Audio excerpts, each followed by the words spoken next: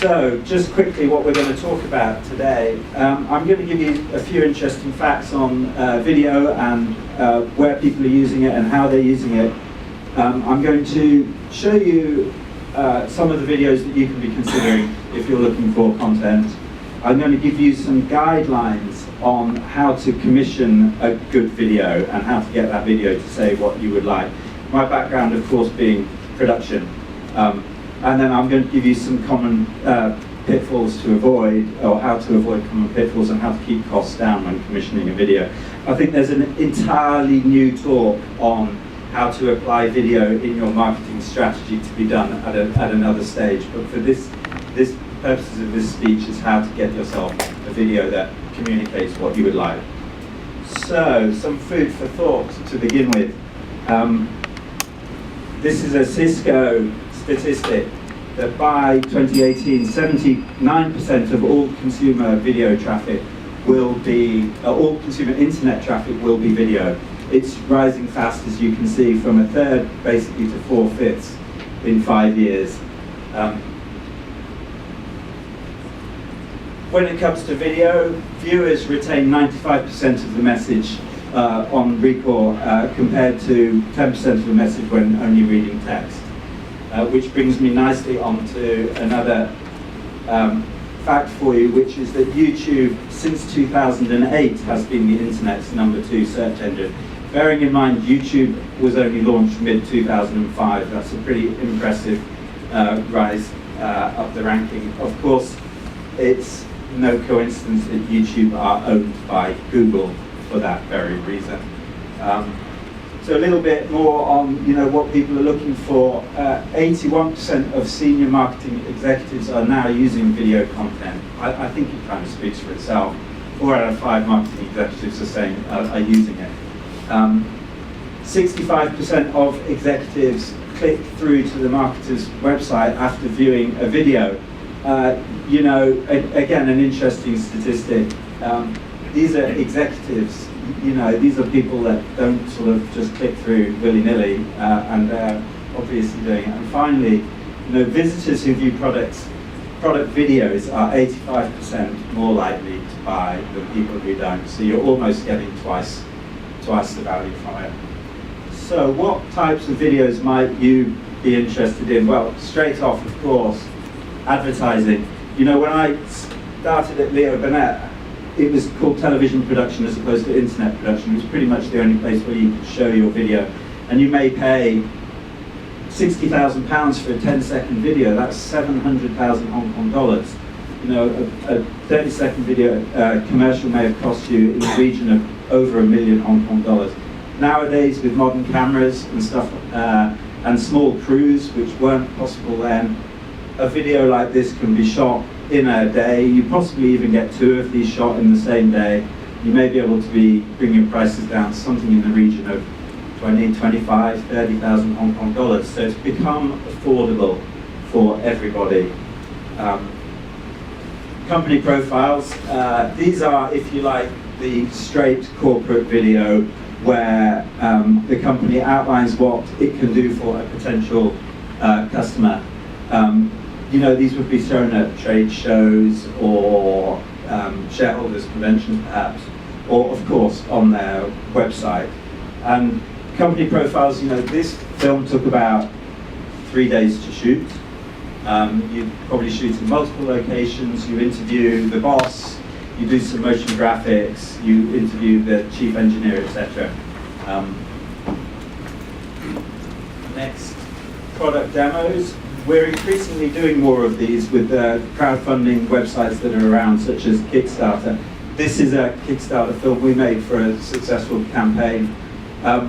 Product demos, again, can be shot pretty low budget these days on tables. That was shot in a table in our office. The second product demo here was also shot in a previous office of ours where we built a small studio.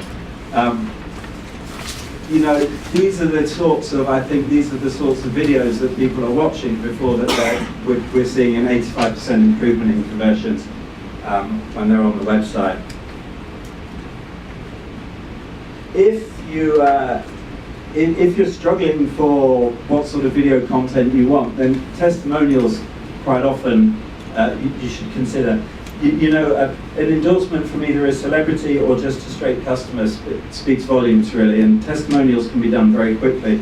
We were lucky enough alongside CNN to be the only production company allowed to interview Victoria Beckham when she was in town.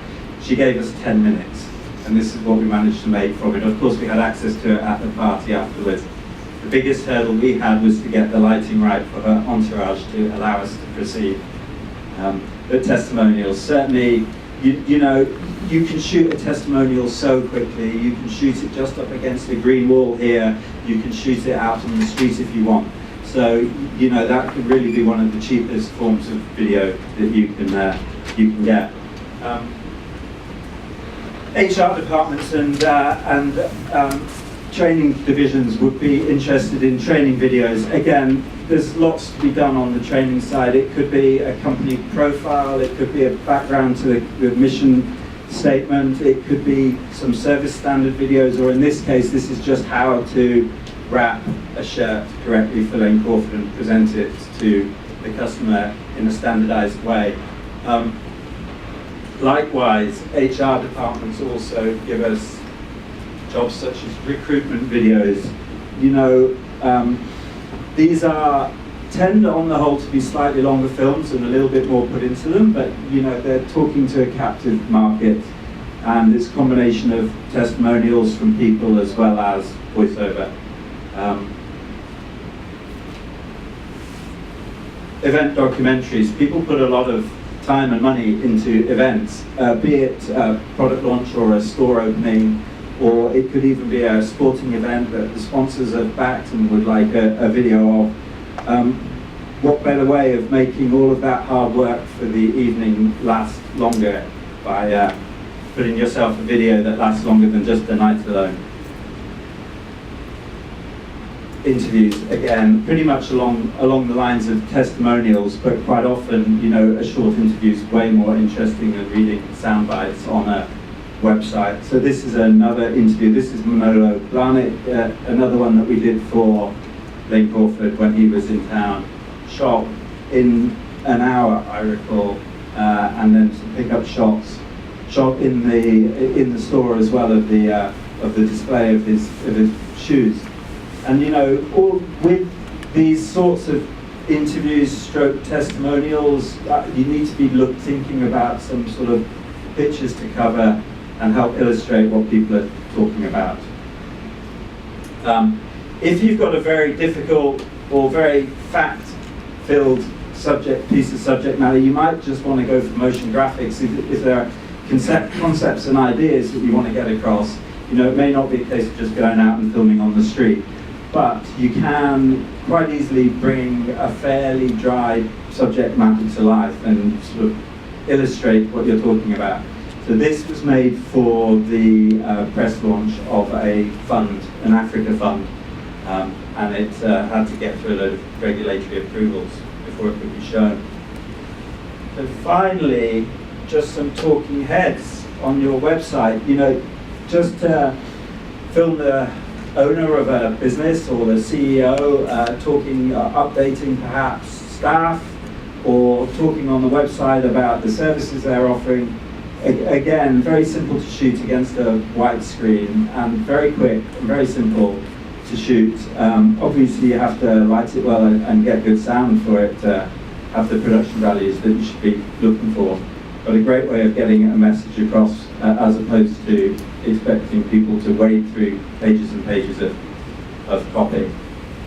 So when you're planning a video, just give you some ideas. If you like, this is the advertising brief.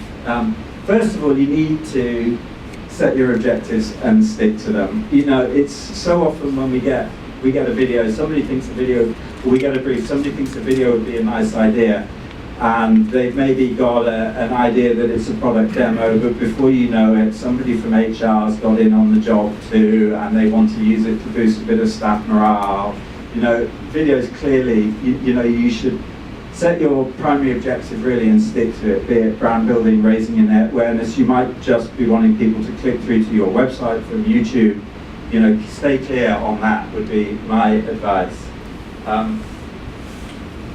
You need to know, you need to understand your target market. There's a very, very different way of talking to 18 to 24-year-olds than there is talking to shareholders or potential investors or members of staff or what have you. Trouble later down the line. So know your target market. Those of you who've seen advertising briefs before will recognize that these are simplified with the basis of an advertising brief. An advertising brief being a simple piece of paper that you give the creators with enough information for them to come up with a clean new idea that's not been done before. So the most important thing on an advertising brief would be understand your unique selling point. What's your most persuasive or important statement you can make about your product or your services or whatever your message you're trying to get across? Be very clear. You know, it would be something like that. You know, this videotape can be re-recorded on and the picture quality will be as good as the first time. Just something like that. Something very simple that the creators can get their head around. And then what have you got to back up your USP, your unique selling point? You know, you may have some rational reasons, you may have some emotional reasons. There's more information that you can give to the production company to back up the basic communication that you want to make. You can add or subtract these from, I'm not saying every film needs every single part of this, but these are what you should be considering. You might want to build in some insights or facts. I mean, if you can demonstrate, or if you can empathize with your consumer on your target market, you're getting a long way to getting them on side. So build in some insights or facts and let the communication resonate with the viewer. Is there any other information that you're going to want to put in the video?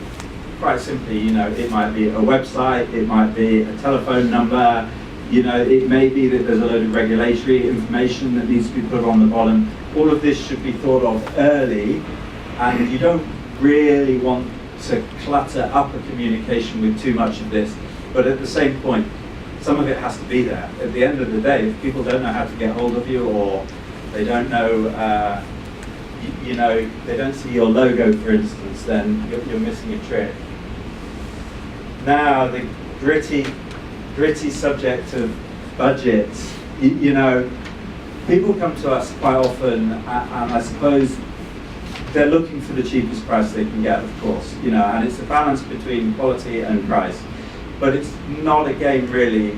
You know, everybody, I can always hit a price if people tell me what it is. I might not be able to put a helicopter shot into it, or I might not be able to fly down to Bali for a particular interview, but we can always match a budget. Most production companies, therefore, would ask you what your ideal and maximum spends are. I'm not saying you don't keep some of your cards close to your chest for negotiation later, but I think you should know it yourself, for sure. And there is a difference between an ideal and a maximum spend, and it will almost always come down to production values and number of interviews and stuff like that. So, well worth you knowing your budget while you're planning your video. I should say on that point as well, you know, if you come to us with a fixed price that you can't go above, you know, we kind of know the limit, so we can choose to drop extra stuff in if we particularly want the job that we perhaps couldn't otherwise. And then plan your distribution channels. I mean, it seems pretty obvious, but you should know where this is going. You know, there are different production values for TV, for internet distribution, and you need to have thought of it beforehand. Same goes for, I mean, stuff like cinema. You know, are you shooting it on widescreen? I would hope everything's being done like that now, but these need to be thought of in advance. So, considering the internet, you know, it used to be TV production, and it used to be, aside from a little bit of cinema, TV was the only way to distribute visual communication. Of course, now we have the internet. I'm not really going to go too much into the strategic side of taking a video and using it in your marketing, But obviously, most people have websites these days, and your video, I would argue, should be very prominent on that website. I think it should be there to see right on the front page. There's nothing more frustrating than spending 20 minutes wading through a lot of copy on a website only to find that there was a video buried at the very back of it that told you everything you wanted to know, or at least got you to the point where you could decide whether you needed to get in touch with the people at the company. So make sure your video is very prominent on your website. YouTube. I think really you should be putting your video on YouTube and embedding it onto your website from YouTube.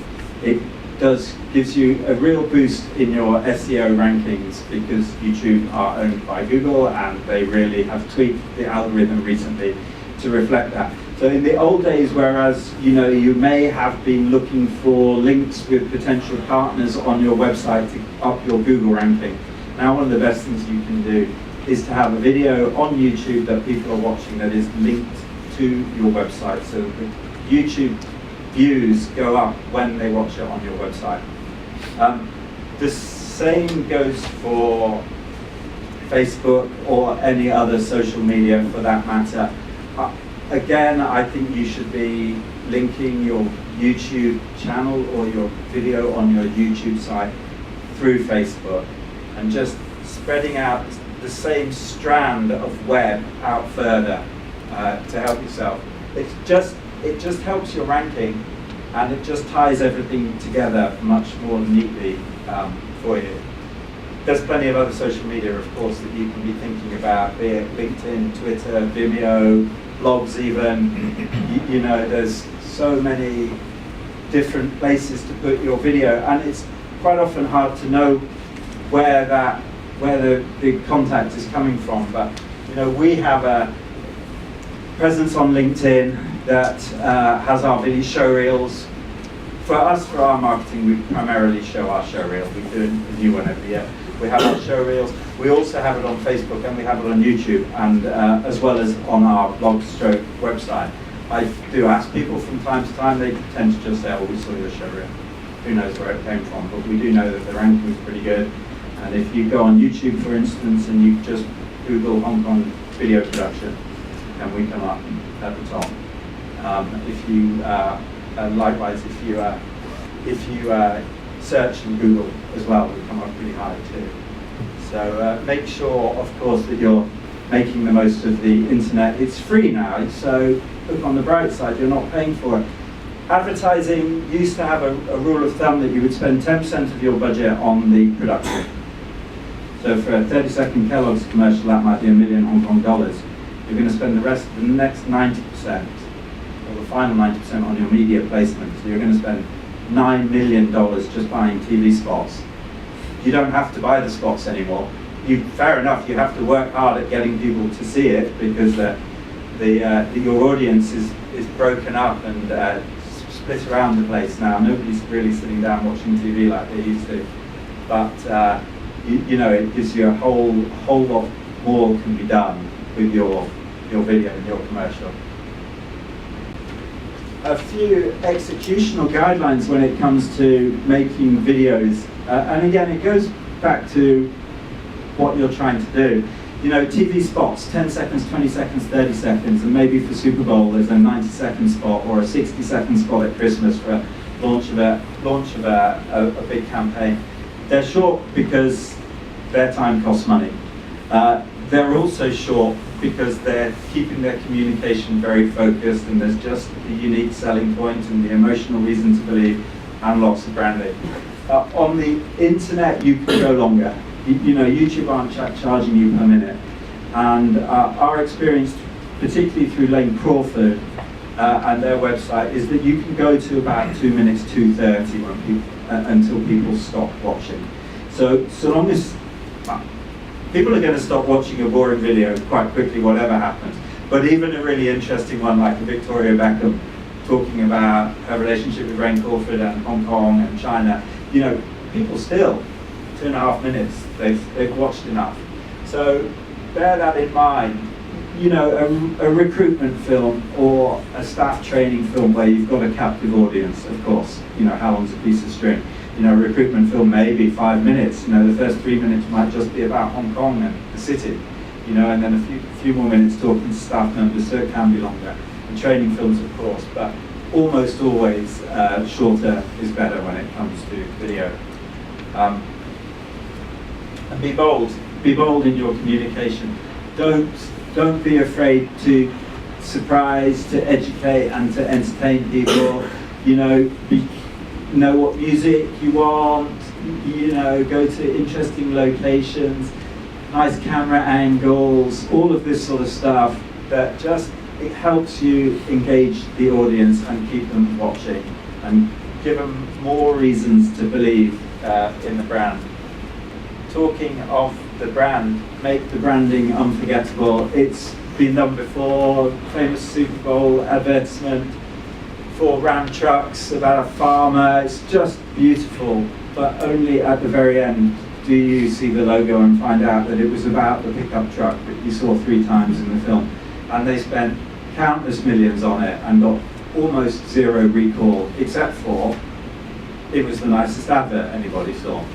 They had no idea what the advert was for. So, you know, show your product. You saw the Vibram, the running team guy at the beginning. You know, the product's there, the logo's on there, his bandana, the logo's on his sleeve. There's plenty of opportunity to get it in without feeling as though you're overdoing it. But I think, you know, product and logo, and just keep going back to that. Have we got enough of it in that people are sure that there's good recall of what it was? And I suggest you have a clear call to action at the end. You know, in the old days of TV production, it was, you know, direct line, phone this number now. You know, and there were people waiting for the lines to light up. You know, you've made all of this effort to make a connection with the audience. Why don't you give them something to do now? You know, if it's YouTube, I think the first thing you should do is click through to the website. You know, or FAQs, or the contact us. But give people, hold their hands a little bit at this point and let them know what to do next. There's no harm in a touch of subtle spoon feeding here to make sure that it just, you know, people don't just watch and forget. So clear call to action. Now, a few mistakes, common mistakes that you'd want to avoid when commissioning a video, whatever style of video it is that you choose. Try not to mix your messages. I mean, again, it's so, I mentioned it before, but it's so tempting for clients to, oh, while you're here, can we just do a little bit so that we can show it at the AGM? You know, can we just tack this on or add that or 2 bits? And the truth of the matter is, if you want to save money, there's lots of times you can save money. We can shoot both films at the same time. We can do 2 interviews with the same person, but they shouldn't really go into the same video. We can always do a cut down, we can always do a recut with the second message, and if we're told at the time, you know, then we can shoot it at no extra expense. But try not to be all things to everybody in the communication itself. People just, well, they can spot that you're not, suddenly you're talking to a different target. And you'd be surprised how often people try to put more than one message into a film. Right, on the production side, get a transparent quote. This may be a bit controversial. Some people say don't, and just look at the bottom line price. I couldn't disagree more. I think you need a transparent quote. You need to understand what you're getting. It's all well and good you telling me that there are 3 interviews that you need doing, and you want some shots in the office and some shots on the street. I may be planning a 3-day shoot, 1 interview on each day, and the other half of each of those days to go out to different locations to pick up shots, and that might explain why my budget is $90,000 when somebody else is coming in and they're just, oh, we can do 3 in the morning, and we'll just whiz around, and I'll just hand hold and get a shot of the staff area and off the tram and off some skyscrapers, and that'll be enough. So you need to understand what you're getting, and I don't think you get that until you get a transparent quote. So if they don't give you a transparent quote, just ask for it. Can I see the breakdown? How many days shooting is this? How many days post-production is it? Are you going to record a professional voiceover or just use us? Who's paying for the music? All of these sorts of things should be on a transparent quote. It gives you an opportunity, I wouldn't say to cherry pick and pull stuff out, but you know, at least to negotiate from there and understand exactly what you're getting. So, understand what you're getting. You know, one half of it is the transparent quote. The other half of it is that, you know, a production company, having taken a brief and having given you a proposal and a broad outline of what's going to be shot and or a storyboard, if you've got to that stage or you're prepared to pay for it, you know, you should be able to get a commitment from them that so long as the brief doesn't change, there will be no extra costs. And if the production company is not prepared to give you that commitment, I would say they either haven't thought hard enough, or they're just trying to hook you in on a low price, and their intention is to increase the price at a later date. There's some body copy that they can cut and paste or just tweak. You can reduce the pre-production time quite a lot and save some money. So the more that you can provide, the better when it comes to scripting. That's not to say that you don't expect people to tweak it and put it in nicer terminology and just to improve the copy and the voiceover. Providing locations, obviously. Most companies have an office, so the boardroom with a white backdrop is a good place to film and way cheaper than filming anywhere else. It's probably more efficient from a scheduling point of view too. But, you know, location fees for an apartment, for instance, for a Philips foot massager that we did. You know, you may pay 10, you may pay 12, you may pay $15,000 for the day. If suddenly you need to, you know, to shoot in a place with a garden as well and what have you, you may be shooting in another place. So the more locations you can provide, the better. We're pretty lucky in Hong Kong that you can shoot on the street without permission, so long as you don't cause a traffic jam or a crowd, and then it just becomes a public order thing. Anyway, you can shoot pretty much anywhere on the street in Hong Kong without permission. You're supposed to get permission to shoot in the parks and LCSD managed venues. Nobody really does. They just go in guerrilla style and do it quickly, and our experience is that the workers there won't really challenge you on that so long as you're fairly quick. I mean, I think if you went in with tracks and dolly and a crane and 30 people crew and a catering truck, they may have problems, but you know, if you're shooting fairly lightweight, you can do it. So think about your locations, and there's definitely money to be saved there. Talent. Talent fees, of course, are a major cost, as Barbara knows. You know, you can pay a lot of money for a model or an actress or what have you. And nowadays, there's quite a lot, you know, if you're saving budgets, then you should consider using staff or friends as talent. Kickstarter campaigns, you know, again, plan early, because we're going to ask you to find 4 people, you know, to play a family or something like that in the park. But, you know, I've done Philips jobs where more than half the money more than half the budget's gone on talent. And for somebody like Philips, that's fine, you know, and they want to buy out the rights and they want to be able to put that actress's face on the packaging. But for short-lived Kickstarter campaigns and stuff like that, I would question whether that's always necessary. You know, a good director can keep the direction simple and keep the acting fairly simple, and you can usually get an okay performance out of people if you don't ask too much of them. So I think that's a great way, and more often than not, actually, we use staff and friends these days. And allow for efficient scheduling. You know, nobody likes to tell the boss where he needs to be at a particular time, but you know, if you perhaps point out to the boss that this is going to save 30,000 on the budget, suddenly you might see a very good reason for not flying to LA that day, or more to the point, you might say, well look, let's just make sure everybody else is available on the day that I'm available.